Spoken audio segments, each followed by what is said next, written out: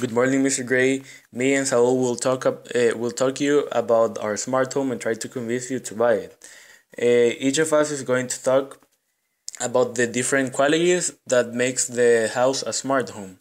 So first of all, we have the smart thermostat. The purpose of this device is to make the user have a more comfortable life. So most of the people, when they feel that the temperature in their house is often or too hot or too cold, they need to stand up and go and change the temperature at the thermostat. But why do this if you can simply pull out your smartphone and change the temperature from there, or even better, the thermostat can change the temperature of the house for itself.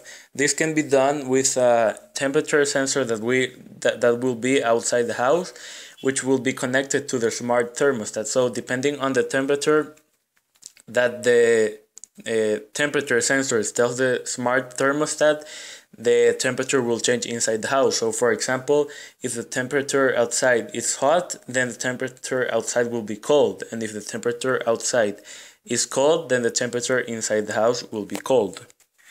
The next feature the smart house has is the smart garage. The smart garage will have a certain type of security. So for example, if the user is trying to get it out of the house, then he or she will have to uh, like the keys of the cars are held inside the safety box. So the user needs to um, introduce a two-factor authentication method, one must be a password and another one must be biometric. These are chosen by the user. As well, the lights on the roof. So for example, at day the lights will be dim or shut down, and depending on the sunlight. And when it's night, LEDs are shown beside the car divisors and LED reflectors on the roof. All of this activates as soon as the user passes through it. The smart kitchen will consist of many things, but one of them is when the alarm clock goes on, this smart coffee machine grinds the coffee grains and transport them to the chamber where the coffee is pressed and comes out as hot brown energy you require every morning. But the coffee will be released until a coffee mug is placed in the pressure pad. But if that doesn't happen, the coffee won't be released. The next feature is a smart room. This will consist of lights turning on when outside sunlight dims. This only happens if the owner of the room enters the room using his password. The alarm clock that is connected to the coffee machine. Samsung Smart TV that shows the status of the house and climate changes in the area. It also suggests an outfit of the day, depending on your schedule. Therefore, if you have a wedding on Saturday, the Smart TV will suggest an outfit for the user to go. The smart living room has a special feature. So, for example, if you bring a woman back to the house, it will automatically dim the light and turn the fireplace on. Play some soft, tempting music and to make the ambient.